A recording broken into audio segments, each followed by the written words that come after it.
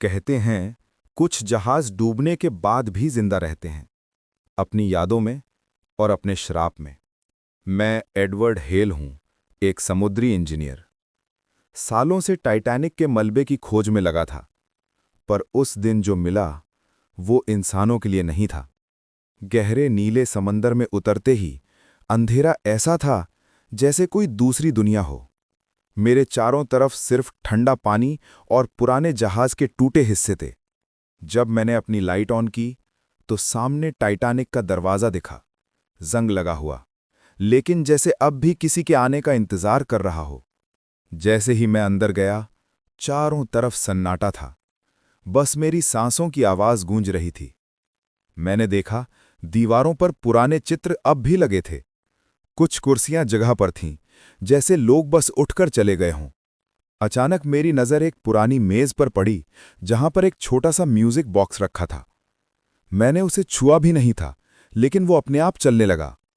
उसी वक्त वो धुन सुनाई दी जो शायद आखिरी बार उस रात टाइटैनिक पर बजी थी, जब जहाज डूब रहा था। मेरा दिल तेज धड़कने लगा।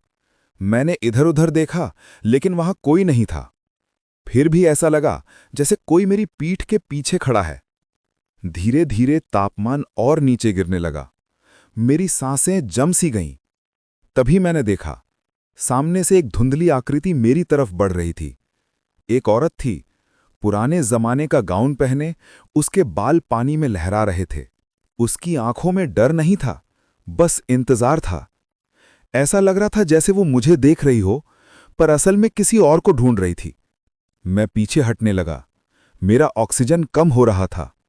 अचानक वो औरत मुस्कुराई और जहाज के पूरे हॉल में ठंडी हवा सी फैल गई। लाइट्स अपने आप टिमटिमाने लगीं। म्यूजिक बॉक्स की धुन तेज हो गई। मुझे लगा कि अब मैं यहां से निकल नहीं पाऊंगा। मैंने पूरी ताकत लगाकर बाहर की तरफ तैरना शुरू किया, पर हर लहर में मुझे उसका चेहरा दिखने लगा। ऐसा लग रहा था जैसे टाइटैनिक अब मुझे छोड़ना नहीं चाहता।